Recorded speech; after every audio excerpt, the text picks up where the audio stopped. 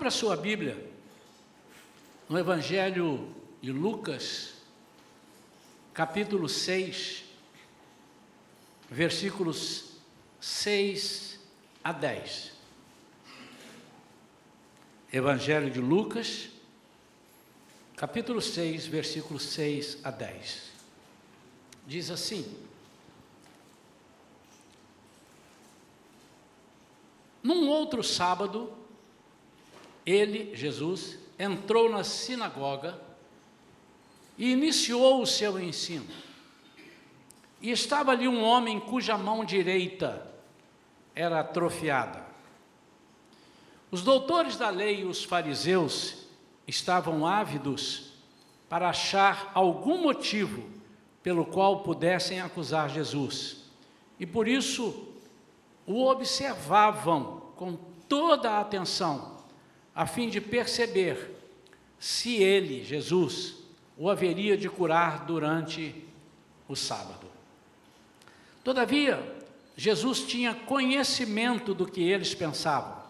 Mesmo assim, pediu ao homem da mão atrofiada: levanta-te, vem à frente e permanece em pé aqui no meio. E o homem se levantou e atendeu a ele. Jesus então dirigiu-se a eles: eu vos apresento uma questão. O que é permitido realizar no sábado? O bem ou o mal? Salvar uma vida ou destruí-la? E Jesus olha atentamente para cada um dos que estão à sua volta e ordena ao homem: estende a tua mão. O homem a estendeu e ela foi instantaneamente restaurada. Pai querido, em nome de Jesus, nós estamos na tua presença porque confiamos que é o melhor lugar. Confiamos, Senhor, que o Senhor há de falar conosco nesta noite, como falou de manhã, tem falado durante o louvor, tem falado conosco durante todo o trabalho, todos os trabalhos. Nós cremos na tua fidelidade. Ajuda-nos, Pai, a entendermos esse recado, essa mensagem que o Senhor tem para nós. Nós possamos fazer uso dela para nos beneficiar, mas principalmente para mostrar a tua glória nas nossas vidas. Nós oramos em nome de Jesus. Amém. Esse episódio, ele está narrado também no Evangelho de Mateus e no Evangelho de Marcos. Mas o evangelista Lucas é conhecido como, dos quatro, o evangelista mais detalhista. Ele é conhecido como o evangelista, o narrador que narra detalhes, nuances, coisas que talvez passem desapercebidos por outras pessoas. Os outros talvez não entraram em detalhes, não só nesse caso, mas em muitos. Lucas é considerado o evangelista, o narrador detalhista. Quando ele coloca algumas coisas, pode ter certeza que ele captou, que ele percebeu melhor aquilo que ele estava narrando, aquilo que lhe foi passado. E ele é o único dos três que dá um detalhe sobre a cura, um detalhe importante. Ele diz: um homem cuja mão direita era atrofiada. Os demais dizem: um homem que tinha uma das mãos atrofiadas. Isso, olhando pelo lado da cura, pode ser algo que seja desnecessário. Não, tanto faz, a esquerda estava doente, ou a direita estava doente, o importante é que Deus curou. Mas todas as coisas que Deus faz na nossa vida, Ele faz com um propósito. E muitas vezes Ele tem uma ação acima do que se pode ver. Por exemplo, a cura de Naamã. Todo mundo mira na lepra, mas por trás da lepra, havia uma outra enfermidade que Deus precisava curar na vida de Naamã, que era o orgulho. Ele era uma pessoa que ele imaginava que as coisas tinham que ser do jeito que ele imaginava.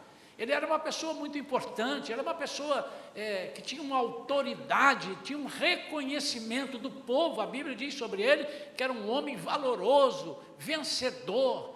Ele era um homem de confiança do rei, ele era chefe do exército do rei da Síria, e ele era muito valoroso. Talvez o Senhor quisesse quebrar isso na vida dele, fazendo com que ele passasse por uma certa, entre aspas, humilhação, de mergulhar num rio barrento, Jordão, um rio em que não havia nenhuma história de que alguém que entrasse ali tivesse sido curado. Ao contrário, na terra dele, ele disse: na minha terra tem 2 rios, Abana e Farpar, que são rios límpidos. Por que então eu não mergulharia lá? E outra coisa, ele não queria fazer aquilo que ele achava talvez que fosse diferente. Ele esperava que o homem viesse, o homem de Deus, falasse com ele, passasse a mão na enfermidade, como narra lá em 2 Reis, capítulo 5. Mas o Senhor disse: eu preciso tratar com essa vida. Irmãos, eu quero falar dessa noite, o título da mensagem é A Cura e a Libertação. Muitas vezes nós somos curados de alguma enfermidade, mas não somos libertos dela. Muitas vezes nós somos curados de uma enfermidade, mas não entendemos o alcance daquela cura na nossa vida. E podemos ser sãos doentes. Podemos ser pessoas que não temos nenhuma enfermidade, mas por dentro sermos pessoas completamente enfermas. Ou não captarmos a mensagem que Deus passa através da cura. Nós entendemos que Deus pode curar e cura qualquer enfermidade que nós tenhamos. Mas entendemos também que nem sempre Ele cura a enfermidade que nós pedimos. E nós temos na Bíblia exemplos de pessoas que não foram curadas e nem por isso deixaram de ser salvas. Então, a enfermidade, a cura física, muitas vezes, ela é mais valorizada do que o efeito que aquela cura pode causar na nossa vida. É essa a mensagem que Deus colocou no meu coração. E eu pergunto, por que alguns não encontram a cura, já que eu falei aqui, que algumas pessoas não são curadas, ou não têm essa oportunidade de encontrar essa cura? Primeiro nós vamos falar isso, e depois nós vamos nos ater ao episódio aqui narrado. Por que alguns não encontram a cura? Às vezes, é porque não aceitam a oferta proposta. E por que não aceitam? Talvez porque nunca ninguém lhe ofereceu a oportunidade. Pelo que nós narramos aqui, esse homem estava indo à igreja, estava lá, as pessoas o conheciam, tanto que quando Jesus chega lá, nós vemos assim, as pessoas começaram a olhar para Jesus e olhar para o homem, imaginando, porque sabia que onde Jesus chegava tinha milagres, e eles devem ter pensado assim: ele vai querer aprontar qualquer uma, mas hoje é sábado, e na nossa lei não pode fazer nada durante o sábado, não pode trabalhar, segundo eles, não podem fazer isso ou aquilo. E Jesus, entendendo isso, pergunta: deixa eu fazer uma pergunta para vocês, o que é que eu posso fazer no sábado? Eu devo curar ou não devo curar? Aquele homem ia lá, as pessoas viam que ele tinha esse problema, mas nunca ninguém lhe ofereceu. Isso às vezes acontece conosco, nós nos acostumamos. E quando eu digo enfermidade, eu não quero nesta noite me referir somente à enfermidade física, à enfermidade do corpo, alguma coisa que te incomoda, que não está correto dentro de você, que está torto dentro de você. E nós temos por hábito pensar que isso não é possível mudar, que isso não é possível acontecer na minha vida uma melhora, e por isso nós não pedimos. E as pessoas, por outro lado, às vezes têm medo, ou têm vergonha, ou têm um certo receio, ou falta-lhe a fé para oferecer uma cura. Então nunca, talvez, você ou alguém que esteja aqui, ou alguém que você conheça, não recebe a cura, porque nunca ninguém lhe ofereceu essa oportunidade. Nós temos um homem no tanque de Betesda, João, capítulo 5, e ele estava ali, e Jesus sabia, pela sua onisciência, que há 38 anos ele estava enfermo. E Jesus pergunta se ele quer. É preciso perguntar. Muitas vezes, as pessoas não estão recebendo o resultado da oração, que é a cura, a libertação, porque nós não apresentamos. A segunda coisa é porque é mais cômodo ficar como somos. Eu conheci pessoas que gostavam da sua enfermidade ou do seu problema. Por quê? Porque mudar isso dá muito trabalho. Imagine, eu vou ter que fazer coisas que eu não fazia, porque agora eu estou impedido de fazer, eu tenho esse álibi para não fazer, mas depois que eu não tiver impedimentos, que Jesus me curar, que Jesus me libertar, eu vou ter que fazer muitas coisas. Mas há também uma outra razão, é porque nós não conhecemos o outro lado daquilo que estamos vivendo. Nós nunca experimentamos ser livres ou ser curados. E não experimentamos por quê? Não experimentamos porque temos medo.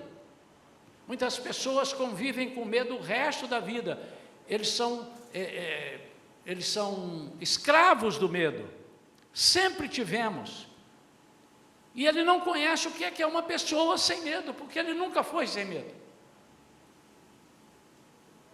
Será que não é melhor sermos medrosos? Porque eu, sendo medroso, eu sempre vou ter alguém que vem cuidar de mim e vem me proteger. A minha neta, obviamente, eu tenho 2 netas, agora eu tenho que saber, mas os irmãos vão logo saber, pelo que eu vou falar, que é a minha neta mais velha, a Camila. Ela sempre foi atirada, e vai e faz. De repente, um dia, ela subindo na escada rolante, junto com a amiguinha dela, se embaralhou lá, machucou. Resultado, semana passada eu fui com a minha esposa e com ela, ali num lugar onde havia uma escada rolante, e ela, vovó, então teve que pegar no colo para botar lá ali. Na segunda vez, quando foi hoje, nós estávamos indo almoçar, eu falei, espera um minutinho, você pode? Você perdeu aquela coragem que você tinha? Olha só, nós estamos por perto, mas você precisa tentar. Ela sabe, e aí só seguramos na mão, mas é uma evolução muito grande, do colo, 5 anos já fazia isso, que a gente tinha que dizer, cuidado, não corra na escada, agora ela está com medo, então só seguramos, ela pulou, aí ela viu que pode. Quando chegou lá em cima para saltar, eu falei assim, vovó, agora segura, solte da mão dela, e quando falar 3, ela vai saltar, 1, 2, 3, ela puf, pulou e saiu saltitando. Quando nós,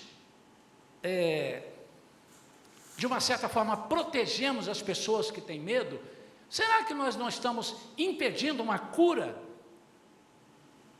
Será que nós não estamos dizendo para essa pessoa, fique tranquilo? E quando você não estiver por perto? Será que essa pessoa terá pessoas para estarem ao lado dela ajudando? Essa é uma das razões das pessoas não encontrarem a cura. A outra razão de eu não encontrar é porque o meu parâmetro é de pessoas enfermas. Eu acostumei a andar e conviver com pessoas enfermas. Eu tenho um amigo que está aqui na igreja e ele disse que às vezes a conversa entre umas pessoas de uma certa idade é só, mas o remédio custa tanto, na verdade. Pois é, mas aqui na farmácia de algumas pessoas de idade, não é a nossa conversa é mais passeio, etc, e vamos... Mas se você vive no meio de pessoas medrosas, a competição passa a ser quem tem mais medo. Ah, você tem medo disso? Não, eu tenho mais medo de você. E eles exibem aquilo com uma alegria muito grande. Eu sou muito mais medroso. Por exemplo, eu tenho medo de barata. Aí o outro, de barata? Ah, você não é pior do que eu. Não, eu sou pior. Eu tenho medo de um mosquito voando em minha direção. E aí começa a conviver com isso, e parece que o medo é algo agradável. E começamos a fazer o ministério do medo. E vivemos aquilo. E já que estamos assim, por que mudar? Às vezes passamos anos da nossa vida. Hoje eu comentei no nosso curso, diz assim, o que dirige a sua vida? Muitas vezes nossa vida é dirigida pelo medo. Passamos a vida toda vivendo em função do medo. Eu não posso fazer isso por causa daquilo, eu não posso ir ali, e perdemos grandes oportunidades por causa do medo. Mas as pessoas às vezes também não experimentam viver o outro lado, porque sendo livre de enfermidade ou de problemas, a gente vai ter que decidir sozinho questões na vida. Será que eu consigo? Eu agora estou liberto. Será que eu vou? É melhor eu ficar onde estou. Sendo livre, eu vou ter que tomar mais cuidado. Sendo livre, eu serei responsável pelos meus atos.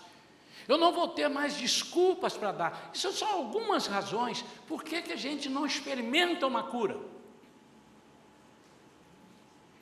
Às vezes, desses anos de ministério que eu já vivi, experimentei, eu já vi pessoas que precisavam de uma cura, e quando você faz o apelo para ele vir ser curado, ele não vem.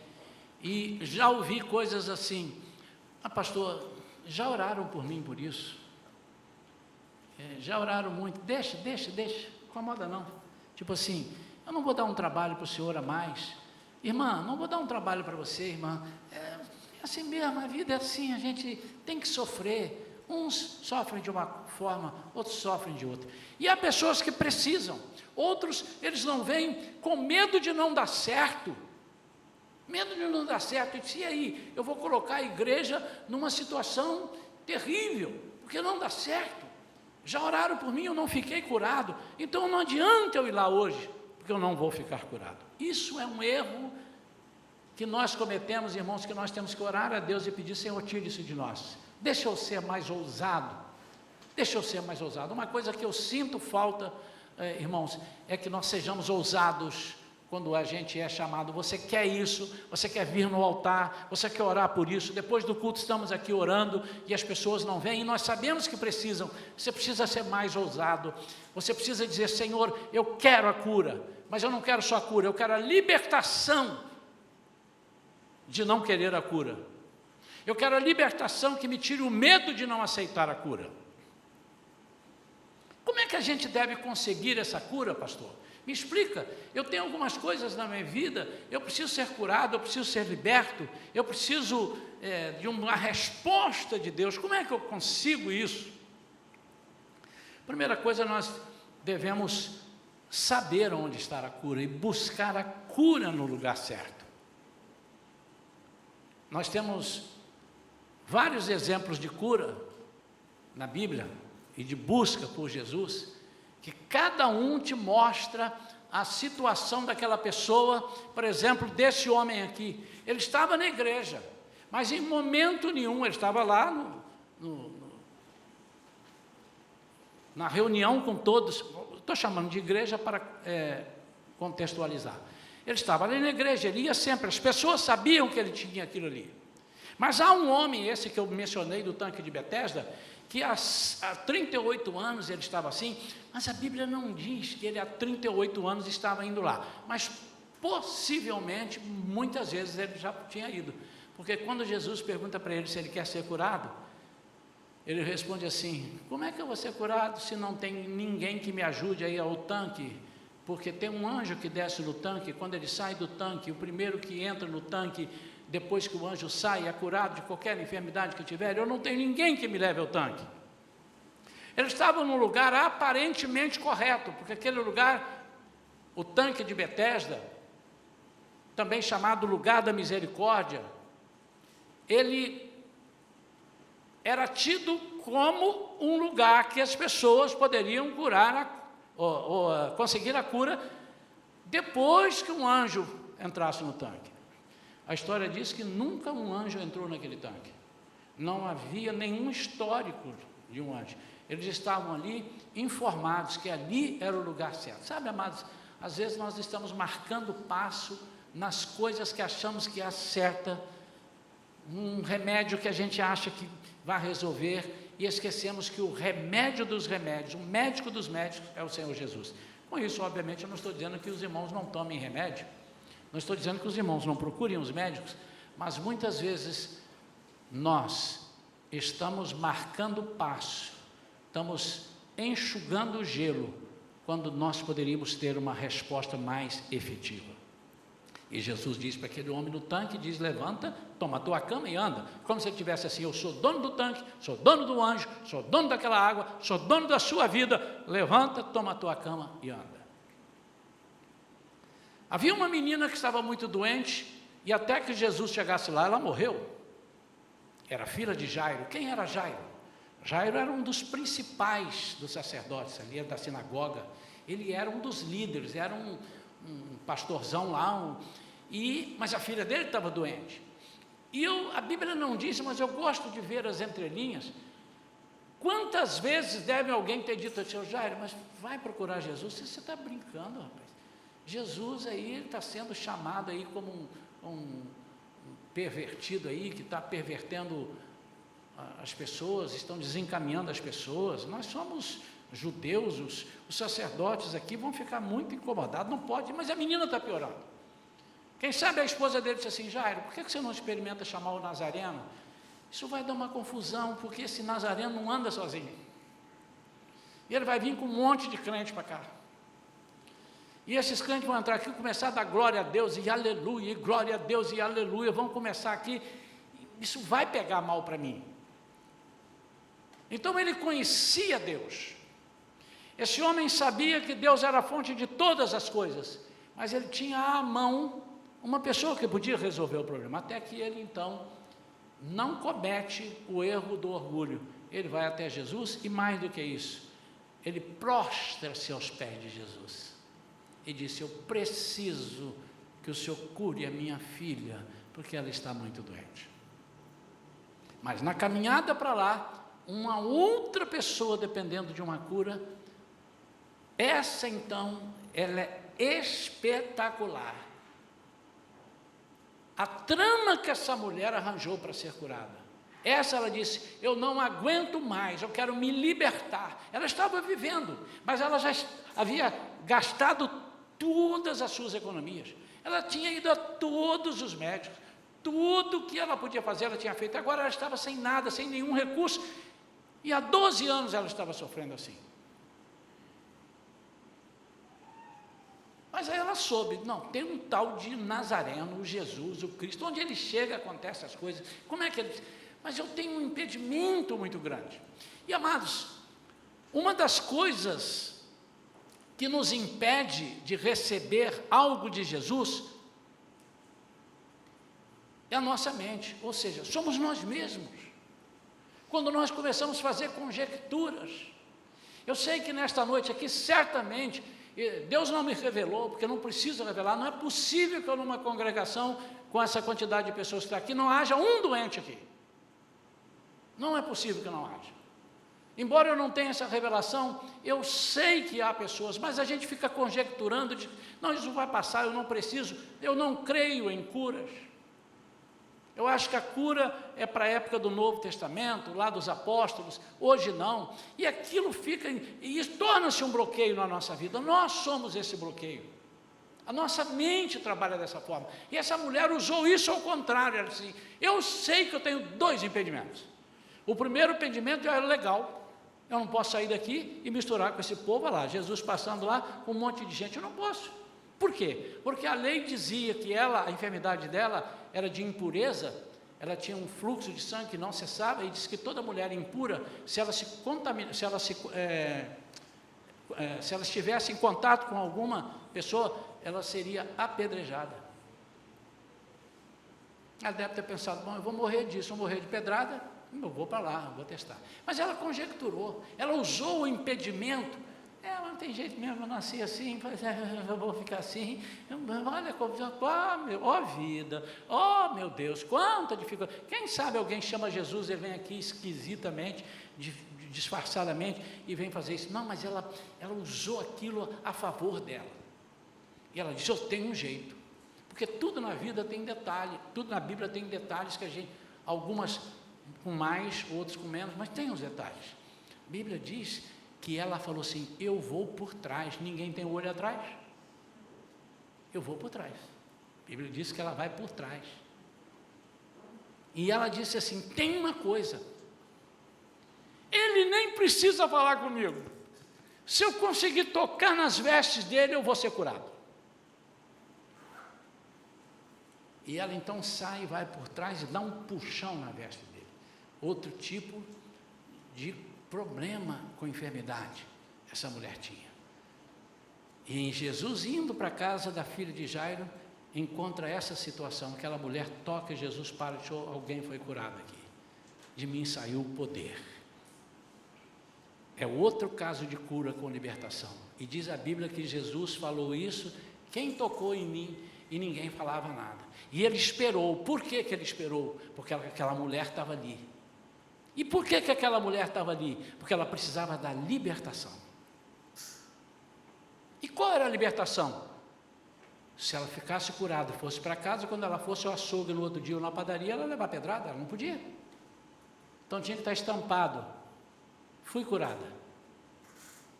Porque antes, principalmente para o leproso, ele tinha que se aproximar e alguém vinha chegando, não sabia. Alto lá, impuro, impuro, impuro, impuro. Ele está dizendo, eu sou impuro. Mas ela então tinha um letreiro: não mais impuro, não mais impuro. E Jesus vai dar esse letreiro para ela. E diz a Bíblia que Jesus insistiu. Sabe, amados, você pode até não querer ser curado nesta noite, mas Jesus quer que você seja curado, porque Ele está vendo a sua aflição, a sua falta de libertação. Não é a cura que está te causando problema, é aquilo que não te deixa dormir, é aquilo que não te deixa se relacionar com as pessoas, é aquilo que não te deixa, principalmente, testemunhar de Jesus. Você já experimentou pregar o Evangelho com dor, sentindo dor? Não precisa ser dor grave, não, dor de dente. Quero te desafiar a sair numa tarde de domingo para entregar folhetos e falar de Jesus com dor de dente. Quero te desafiar. Se você conseguir, você me fala como é que você conseguiu, porque eu não consigo. Quando você tem um problema sério, e essa enfermidade pode ser física, como eu disse, pode ser espiritual, pode ser moral, pode ser familiar, pode ser financeira. Será que você acha fácil falar do poder de Deus, poder de Jesus? Mas Jesus também experimentou isso. Quando ele recebe a notícia que o seu amigo havia sido decapitado por Herodes, a Bíblia diz que ele ficou acabrunhado e saiu para um lugar apartado. Ele deve ter falado assim: caramba, realmente agora mataram. As pessoas o procuram, e qualquer um de nós falaria: não me procura agora, hoje não está legal, cara, não estou bem, eu recebi uma notícia, amanhã, agora não. Mas Jesus atendeu a todos que o procuraram, porque quando ele foi para esse lugar apartado, as pessoas souberam e foram lá em busca de cura. E Jesus nos dá o maior exemplo. Como não é você quem cura, não importa como você esteja, peça a Deus que Ele cura através de você. E muitas vezes, a cura que Ele dá através de você, cura você.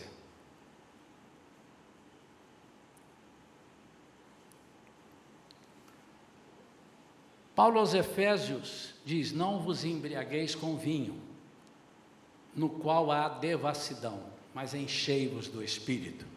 Há muitas pessoas que curam a sua vida, diz assim: eu vou encher a cara a curar minhas mágoas. Obviamente que nenhum crente diz isso, mas o crente às vezes diz assim: quer saber, eu estou com um problema, estou precisando resolver isso, eu vou fazer um passeio, eu vou ser curado. A cura não pode ser paliativa. A cura de Jesus é uma cura total. A cura de Jesus, a cura de Deus, a cura do Espírito Santo na nossa vida é uma cura total. Ela cura e liberta. A principal função é te libertar, porque você pode morrer salvo, faltando um braço. Você com certeza chegará no céu com os dois braços. Mas você pode ficar amargurado e entrar e ficar entediado e pensar em suicídio e sofrer e chorar, embora você esteja todos os órgãos do corpo perfeitos. E você está precisando dessa cura que te liberta.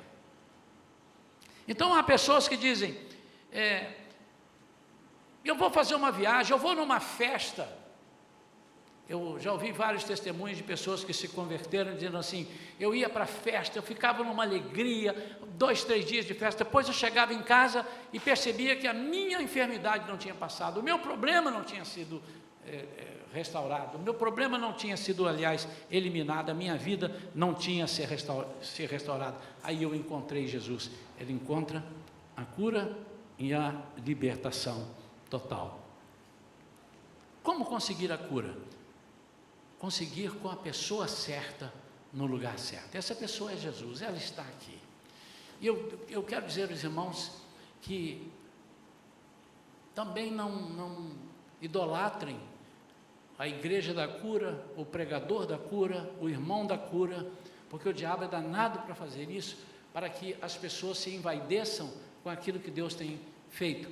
Mas eu quero dizer que, assim como o momento está sendo esse, você pode ter outros momentos na sua casa, mas você precisa experimentar quando Jesus te chama agora. Ele disse para o homem: vem para frente, vem para o meio, chega para cá. Jesus fez um convite. Agora, eu quero ver o que Jesus viu ali e que, com certeza, só Ele consegue ver.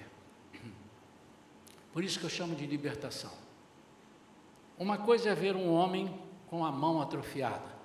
Outra coisa, o evangelista Lucas dizer, a mão direita estava atrofiada.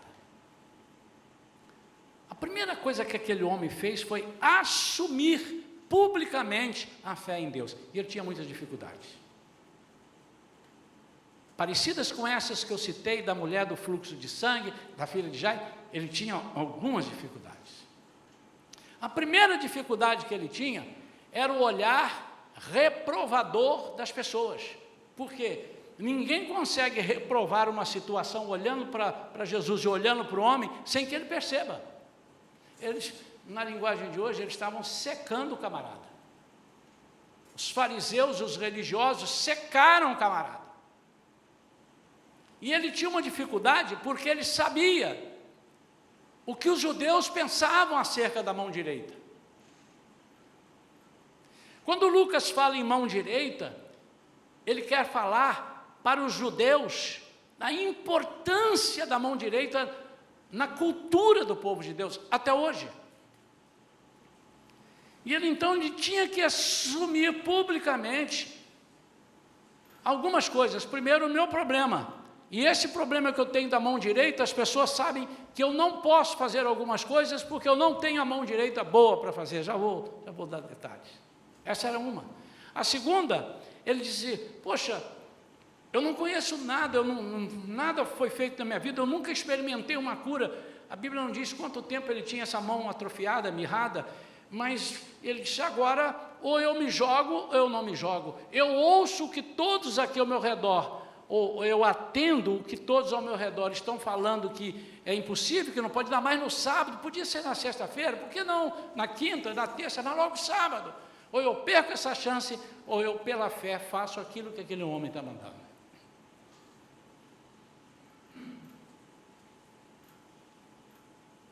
Aquele homem então, ele precisava de vencer a vergonha e o preconceito. Vergonha de quê?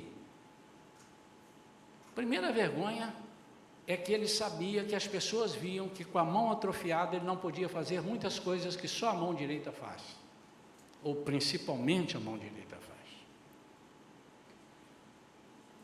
Foi muito difícil para aquele homem, com certeza, que embora as pessoas soubessem, que ele tinha essa mão atrofiada, à direita, ele poder se manifestar dizendo: realmente, eu não tenho podido fazer essas coisas, porque a minha mão está atrofiada. Então o problema dele não era só a cura, é o problema daquilo que ele não podia fazer, a sua vida não podia fazer. A mão direita na cultura judaica, ela tem alguns significados. O Salmo 16, versículo 8, o salmista disse: eu tenho posto o Senhor continuamente diante de mim, por isso que Ele está à minha mão direita, eu não vacilarei.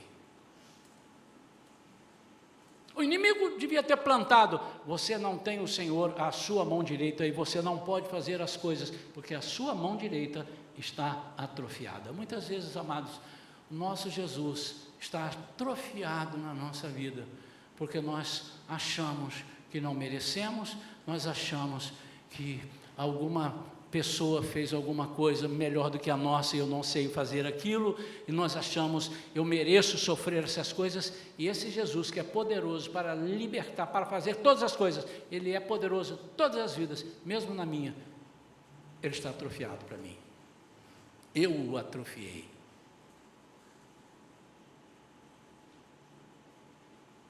A certa ocasião, um homem encontra com Jesus e diz: se o Senhor quiser, eu sei que se o Senhor quiser, o Senhor pode me curar. E Jesus respondeu: posso ser curado.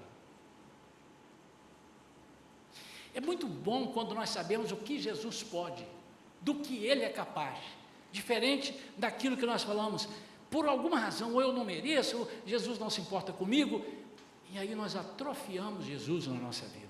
Salmo 73, versículo 23 diz: todavia estou de contínuo contigo, tu me sustentaste pela minha mão direita. Aquele homem com a mão atrofiada disse: eu não tenho sido sustentado. As pessoas vão olhar para mim e dizer: você não é digno de estar aqui porque você não tem sido sustentado. As pessoas aqui são prósperas e você não tem sido próspero. Isaías 41, versículo 3 diz que a mão direita era a mão da promessa, porque eu, o Senhor teu Deus, te tomo pela tua mão direita e te digo: não temas, eu te ajudo. Como que eu vou ser ajudado se eu não tenho a minha mão direita? Os irmãos estão sabendo que isso é um simbolismo. O Senhor falou: não tem a direita, me dá a esquerda. Mas na cultura judaica isso era muito importante, e ele diz: eu estou passando uma imagem que eu não sou próspero, que eu não sou fiel, que eu não sou feliz, que eu não sou bom, que eu não mereço, e o que eu estou fazendo aqui? Realmente o olhar dessas pessoas está certo, tem razão deles olharem assim para mim. Em Gênesis 48, 14, era a mão da bênção, mas Israel estendeu a sua mão direita. Israel é o novo nome de Jacó. Israel estendeu a sua mão direita e a pôs sobre a cabeça de Efraim, que era o menor, e a sua esquerda sobre a cabeça de Manassés, dirigindo as suas mãos propositadamente, não obstante Manassés ser o primogênito. Em Atos, capítulo 3, versículo 7, ele é uma mão para mudar uma vida, a mão direita. E segurando pela mão direita, ajudou a levantar-se, e naquele mesmo instante os pés e tornozelos do homem ficaram firmes.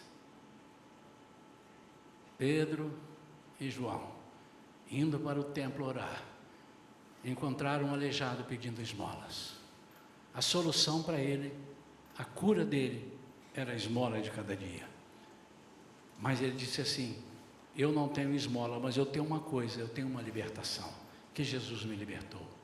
O que eu tenho, eu te dou. Em nome de Jesus, levanta e anda. Mas não só disse isso, ele segurou pela mão direita. O que representa a mão direita na nossa vida, irmãos? A mão direita na nossa vida, ou a falta, melhor dizendo, da mão direita na nossa vida, a atrofiação, ou atrofiamento da mão direita, deu uma escorregada aí, mas tá bom, né? O atrofiamento da mão direita, o que representa na nossa vida? Representa a nossa incapacidade mental de que eu não sirvo. Representa apenas o intelecto, alguma coisa que eu estou dizendo, eu não presto, eu não posso, Deus não vai aceitar. Então a mão direita atrofiada de cada servo e serva é quando nós achamos que não podemos fazer aquilo que Deus tem mandado fazer, e Ele vem, nos liberta e diz assim: vem para cá, Agora estenda a tua mão. Irmãos, eu imagino que deve ter sido uma situação que pode ser que alguém não sabia muito, ele ficava com a mão no bolso, a mão assim, e de repente ele teve que fazer assim. E quando ele fez assim, Jesus deu a libertação, a mão dele voltou ao normal. O que que voltou ao normal? A vida de bênção dele, a vida de abençoador volta ao normal. Mas porque ele buscou, porque ele não se entregou. Eu não sei qual tem sido a sua mão direita, que está atrofiada. Sua mão direita atrofiada pode ser seu casamento. Como assim, pastor? Você pode estar vivendo um casamento de assim, agora não dá mais. Agora eu já estou casado há 15 anos, há 20 anos, há não sei o que. Agora eu já... Mas separar também eu não vou, porque vai dar um trabalho, vou gastar um dinheiro, e depois eu vou ter que ficar pagando pensão. Quer saber? Eu vou ficar assim com esse casamento e vou levando. De vez em quando tiver ruim, eu compro um presente, empresto cartão de crédito, ou então faço isso, e se for o homem, a mulher diz, eu faço um bife mais grosso para ele comer, gostoso, e eu vou levando a vida assim. Você está atrofiando algo na sua vida que o Senhor pode restaurar. A sua mão direita atrofiada pode ser o seu coração, pode ser o seu coração. Você diz assim, puxa, mas eu já levei tanto na cabeça, eu já fui tão machucado, eu já fui tão incompreendido, que eu fiquei casca grossa, eu já não acredito mais em ninguém. Nós temos a mania, e conversávamos essa semana, de achar que há pessoas que não há solução para eles. Há pessoas, eu já pensei assim, isso aí, nem a morte, você não já pensou assim? Isso não tem jeito.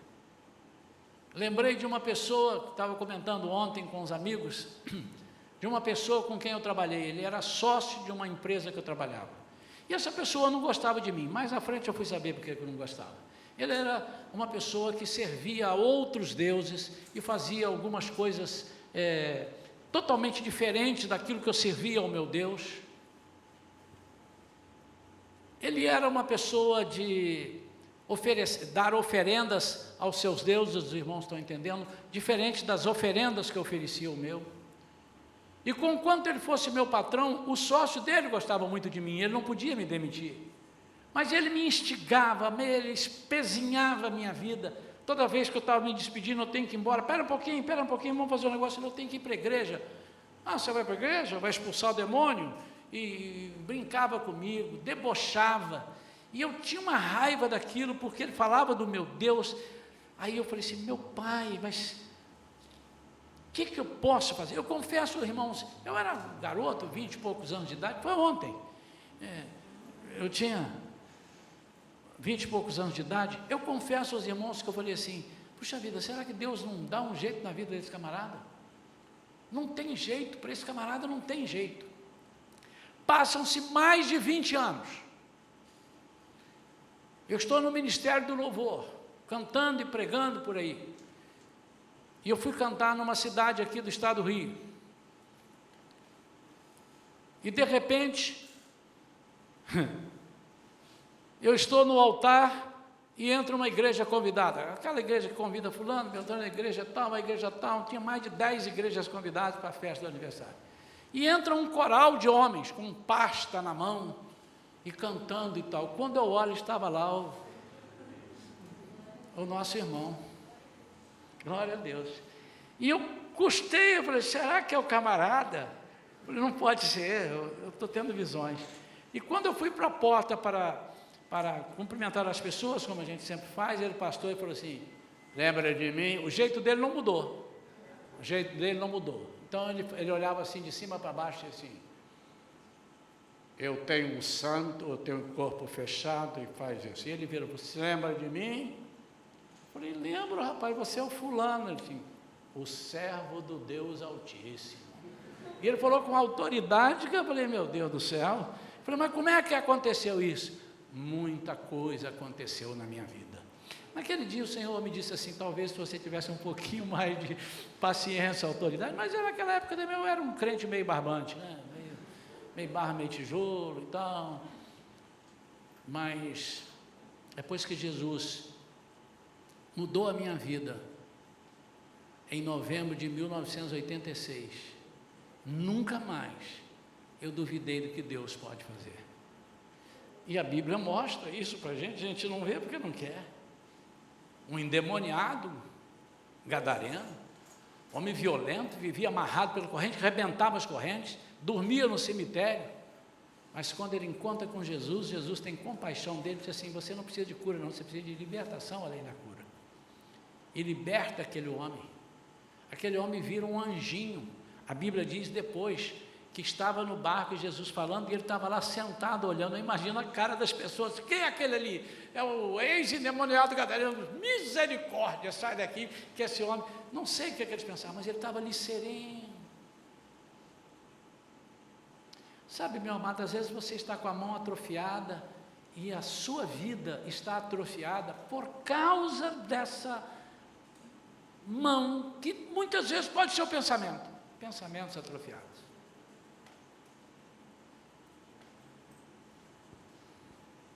Um dos maiores problemas que eu passei na minha vida em termos de enfermidade não foi comigo, embora com 9 anos para 10 eu fui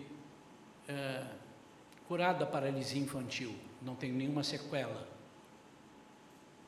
Algum dia desse aí eu vou vir pregar de short para os irmãos verem que a minha perna é grossa quanto a outra. Esqueça, é uma brincadeira.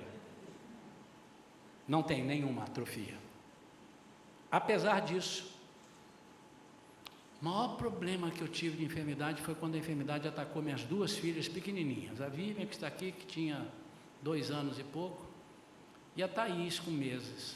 E aquilo me consumia, mas aquilo me devorava. E eu já tinha feito de tudo. O médico disse, não tem problema não, a Vivian só tomar a vacina. Uma, todos os dias. Até quando? Até o fim da vida. Na primeira semana ela tomando vacina, eu já chorava antes de sair de casa. Deixava a Vera com ela na farmácia, eu não queria chegar perto. Quando entrava na rua da farmácia, ela olhava e conhecia, começava a chorar, que ela sabia que ela ia entrar na agulha. E aquilo me consumia. E começamos a procurar remédios e mais remédios. Nesse ínterim mudamos de volta para Niterói, eu estava morando em Vitória.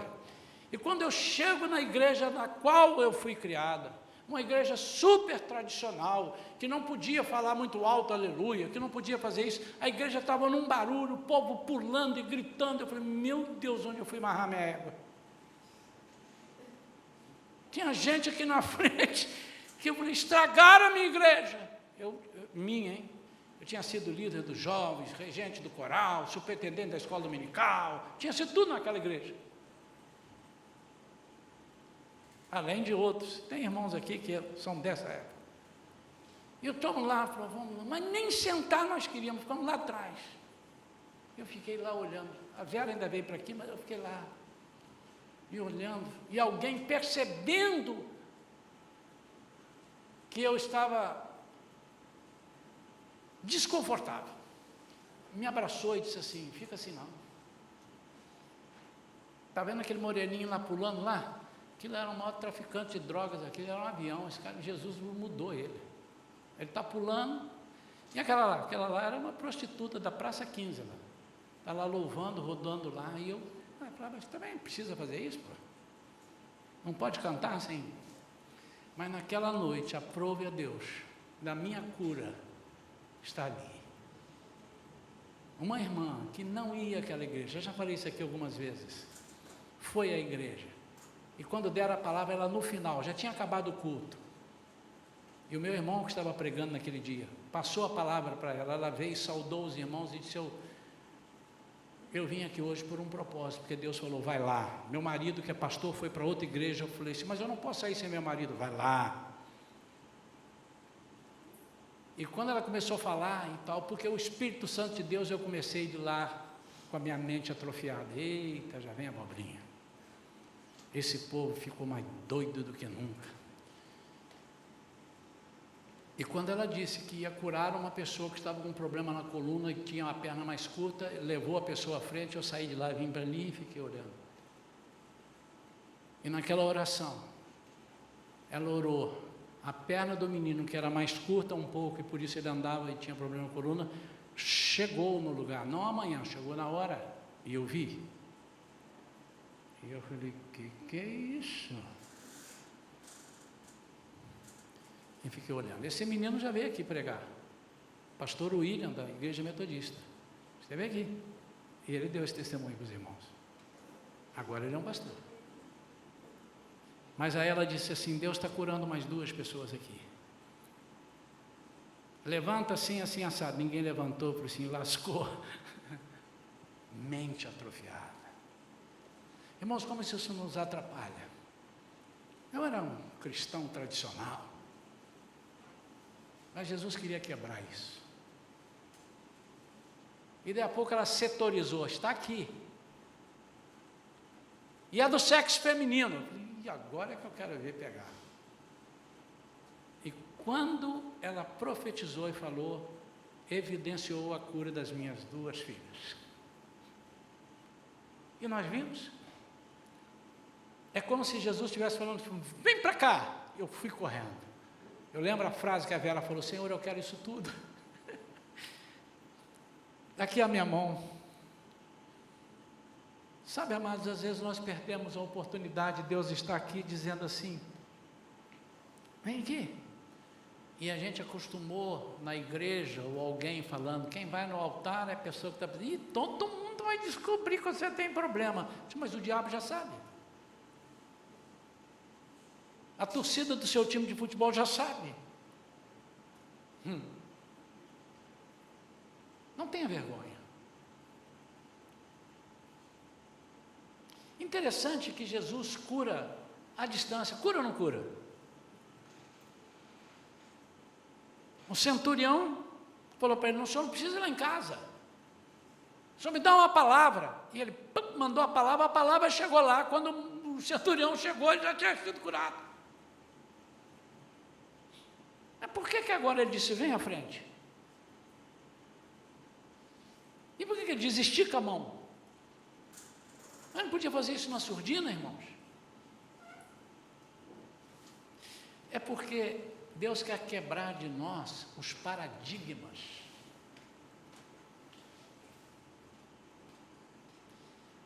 Nós temos aqui nessa igreja pessoas que vieram e que já experimentaram muito o poder de Deus vir. E temos pessoas que vieram e são bem assim comedidos. Temos pessoas de todo tipo, mas são todas filhos de Deus, todas as pessoas. E Deus tem um propósito, uma cura para cada um de nós. Mas deixa eu te dizer, enquanto você não estender a sua mão, ela poderá ficar atrofiada. Eu quero orar nessa noite por qualquer tipo de cura que você tenha e que te desestabiliza. Libertação. Às vezes a gente pensa que libertação é libertar a pessoa do demônio. Não, é libertar você das amarras, dos medos, de algo que te coloca sempre numa posição de inferioridade. Mas libertação é aquilo que Deus quer na sua vida para quebrar as algemas que o inimigo coloca na sua vida e que te impedem de louvar. Porque quando nós somos assim, nós não louvamos. Nós somos doentes por alguma razão, estamos atrofiados por alguma razão, nós temos muita dificuldade de adorar. Aceitem isso ou não, mas temos. Se você não tem, eu tenho. Eu não estou dizendo que eu não faço, eu tenho dificuldade. É mais fácil adorar quando alguém me dá uma notícia, você ganhou 10 mil reais, a sua saúde está boa, uhul, aleluia. Mas quando o médico diz, está lascado, está ruim aqui, está não sei o quê, você está devendo 5 mil, é mais difícil. Mas a Bíblia diz que nós temos que tirar essa atrofia da nossa vida. E é isso que eu quero propor nessa noite. Eu queria que nós ficássemos em pé, irmãos. E eu prometo em nome de Jesus, eu não quero amofinar os irmãos, eu não quero atrapalhar a vida dos irmãos, mas eu tinha muita vontade que você agora atendesse ao convite do Senhor, sem precisar me dizer o que é, mas nós vamos orar por cura aqui. Você venha, fique em espaço, um pouco mais de espaço, eu não vou chegar tão perto de você. Quando eu falar em cura, pastor, mas eu não estou sentindo nada aqui, lembra a pregação que eu fiz. Você tem um casamento que ninguém deu jeito até hoje. Você tem uma enfermidade psíquica. Você tem, eu não sei o que você tem, eu não quero saber o que você tem, eu não preciso, porque Jesus já sabe. Eu quero, em nome de Jesus, orar por isso. Os irmãos que estão aqui na primeira fila, podem chegar um pouquinho mais à frente? Isso. Não tirem a máscara, tá, irmãos? Porque nós estamos sem condição de estar mais de 1 metro de distância das pessoas, então isso, fiquemos com as máscaras, por favor. Eu vou ficar daqui, não vou me aproximar de vocês, e nós cremos. Eu vou pedir a pastora Vera, pedir mais algum irmão que sentir no coração assim, que esteja na posição de, ou de tocar na pessoa, aquilo que eu estiver falando vai levar a cura, a libertação através de um de nós. Eu não quero ir lá tocar, não quero colocar a máscara agora, porque vai me impedir de falar bem aqui. Eu quero que alguém que se sentir nesse momento em condições de interceder, que nos ajude nessa intercessão. Mas não venha com medo. Se você vier com medo, você vai me atrapalhar. Venha com autoridade. Deixa eu te dizer, você só tem que ajudar a pessoa a estender a mão, mais nada. E como é que você ajuda? Orando por ele agora aí perto. Se Deus te direcionar por alguém, visualize essa pessoa, fite os olhos nele e manda o torpedo. Pode mandar que vai chegar nele, em nome de Jesus. Eu creio num Deus absolutamente poderoso.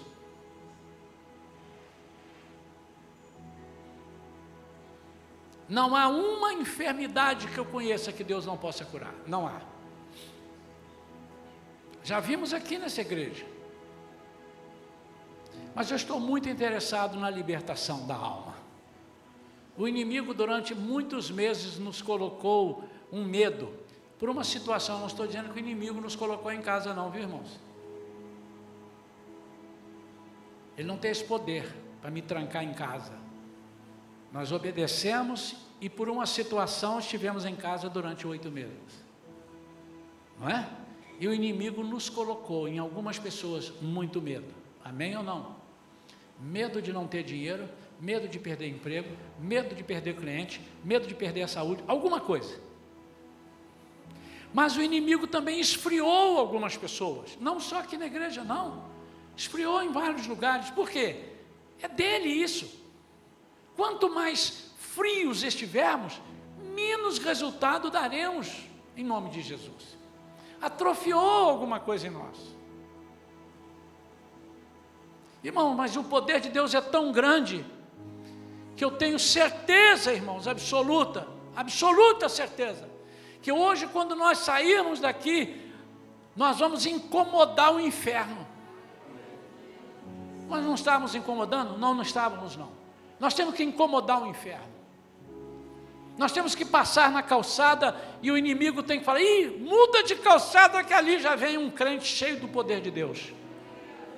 E eu não sou diferente de Pedro, e Pedro não é diferente de mim. O apóstolo Paulo não é diferente de mim, e eu não sou dele. A Bíblia diz que eles eram sujeitos às mesmas fraquezas.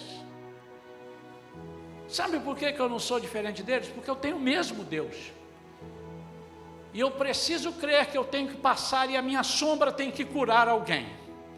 Eu preciso crer que o meu olhar na fila de um mercado, olhe para mim, irmãos, olhe para mim. Vamos imaginar, eu vou olhar para o Mauro agora. Eu encontro na fila do mercado, eu tenho que crer que esse olhar que Jesus dava, diz que a Bíblia diz que o olhar dele penetrava. Tem um hino que diz: o olhar de Jesus transforma tudo. E eu tenho que olhar para o Mauro, para a pessoa que eu não sei nem o nome, e dizer: Deus te abençoe. Ou então eu não dizer nada, eu só olhar e mandar o torpedo. Irmãos, eu creio nisso como eu já vi isso. Foram 30 anos trabalhando aí fora e vendo. Eu digo, eu não aceito que eu não veja isso todo domingo na nossa igreja. Eu não aceito. E eu briguei com Deus essa semana. Falei, Senhor, eu não aceito. Se é para a gente perder isso, o Senhor me leva. Para eu ficar com o gostinho do passado. Agora, por favor, não olhe para mim dizendo assim, é a igreja, é o pastor Isaías, é porque... Não, é você, meu amado. É você não sabe o poder que você tem aí. Estende a sua mão direita. Estende a sua mão direita. Mas estende o máximo que você puder. É isso. Estende. Estende a sua mão direita. Estende. Pronto. Pode retornar, ela já foi restaurada. Eu vou orar ainda. Estende. Meu amado e minha amada, sabe quando é que vocês vão saber se quando você estender a sua mão as pessoas vão ser abençoadas? Quando vocês fizerem. E Deus amanhã, presta atenção, irmãos, amanhã já vai começar, se não começar hoje, na hora que sair daquela igreja, vai te apresentar pessoas que você precisa tocar e falar. Vamos perder a inibição, as pessoas estão doidas, secas, para ouvirem uma palavra de vida e de vitória. Tem gente desesperada aí, se matando, eles estão dizendo, por favor, me ajude. Dá uma olhada e faz assim. Você vai ver o seu sorriso chamar a pessoa, diz, por que você riu para mim? Porque eu te amo no amor de Jesus. Quero orar pela sua vida. Os irmãos estão orando aqui, eu vou orar daqui de cima, e eu quero pedir a você agora, que preste atenção na minha oração. Aqueles com quem os irmãos estão orando, fiquem tranquilos, se atenham à oração da Vivian com eles, da Priscila, na Vera ali, se alguém estiver orando, mas dentro do possível, vamos tomar posse. Primeira coisa que eu vou pedir a Deus, é que te mostre que a sua mão voltou ao normal. E essa mão, irmãos, você sabe o que é que eu estou dizendo, né? É a mão da mente, é a mão do corpo, é a mão da família, é a mão disso, mão daquilo, é a mão atrofiada. A mão direita é a mão da bênção, é a mão da segurança, é a mão que oferta. É a mão que oferta. Amém? Pai querido, em nome de Jesus, eu não vou pedir, eu vou declarar que os teus servos estão curados, porque eu estou me valendo da tua palavra aqui em Lucas capítulo 6, quando o Senhor disse, vem para frente, vem para cá para o meio, agora estenda a sua mão. Pai, se o Senhor é Deus, como eu sei que é, Jesus, se o Senhor está no nosso meio através do Espírito Santo, que eu sei que está, eu vou determinar também que essas coisas aconteçam agora. E mais uma vez eu vou pedir, estenda a sua mão direita o mais forte que você puder. Recebe agora a libertação. Você não está mais atrofiado na área que você achava ou que tinham dito que você está. Agora o segundo ponto da oração, preste atenção. Em nome de Jesus, em nome de Jesus, a sua mão direita, como a daquele homem, foi restaurada para você segurar na mão direita de outras pessoas e levantar. São pessoas que não estão abençoando. Por quê? Porque o coração está em conflito, porque eles estão se sentindo prejudicados, diminuídos. Então restaure a fonte abençoadora nos irmãos, a fonte de cura, aquela fonte de proteção que a mão direita representa. Tire a inibição das pessoas. Domingo passado nós oramos para você podar no sentido de vitaminar as pessoas. Então, em nome de Jesus, vitamine agora as pessoas que você conhece. Em nome de Jesus. Há lugares que eu não posso ir, há lugares que só a doutora Tati e a doutora Magna podem ir, nos hospitais, eu não posso entrar lá, e ela tem ali um caminhão de pessoas que precisam ter as suas mãos direitas restauradas. Há lugar que eu não posso chegar, empresas que eu não posso ir. Muita gente essa semana vai lá comprar salgadinho com a mão atrofiada. Muita gente. Pode se preparar. E vocês precisam passar isso. O salgadinho é um mero pretexto, vai ser um mero detalhe, mas vocês vão restaurar mãos. Vocês vão ver quantas mãos direitas vão aparecer na vida de vocês. Quando alguém falar alguma coisa, você diz: ih, já sei, mão direita. E eu quero te autorizar em nome de Jesus, meu amado. Eu não sou místico, a nossa igreja não tem isso, mas você tem até liberdade, faça isso. Falei: irmão, deixa eu orar por você. Estende a sua mão direita. Quando você fizer assim, o Espírito Santo dizer: já sei, ele vai falar do homem da mão atrofiada e vai liberar agora, e Deus vai te usar e você vai liberar. Estende a sua mão direita. Me dá aqui a sua mão direita. Por que a mão direita? Não, eu quero. Me dá aqui a sua mão direita. Em nome de Jesus, eu te envio, meu amado. Eu envio a igreja Shalom. Declaramos em nome de Jesus que tudo o que te atrofiou até agora está desmontado e você está restaurado para começar uma vida nova, em nome de Jesus. Amém. Amém. Não trovejou, não deu tempestade nem rabo de arraia, não precisa, mas vocês prestaram atenção no que eu falei? Que eu profetizei para vocês? Você vai orar por alguém e fala assim: aqui, estende a sua mão direita, por favor. Aí a pessoa estende, né? Às vezes você não precisa nem tocar, que a pessoa: não toca na minha mão, o negócio do álcool. Aí você fala assim: estende a mão direita. Por que a mão direita? Estende a mão direita. Isso é um problema meu com Deus. O Senhor restaura a dignidade, restaura a fonte de bênçãos, restaura a alegria. Mão direita. Eu citei alguns versículos, se vocês procurarem colocar mão direita, você vai ver a quantidade. Em nome de Jesus, eu envio vocês como missionários da Shalom, na redondeza da nossa igreja. Salvem vidas, libertem pessoas, e vocês vão ver o que Deus vai fazer na vida de vocês. Amém? Amo vocês. Amém? Sua primeira vez aqui hoje?